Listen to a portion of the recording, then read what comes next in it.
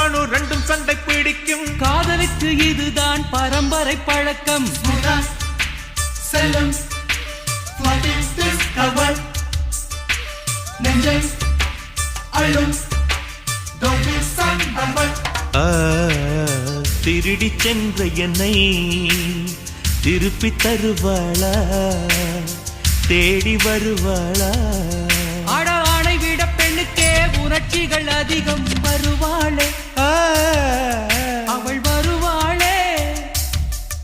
அவளோர பார்வை எந்த உயிரை உறிஞ்சியதை அறிவாளா அறிவாளா?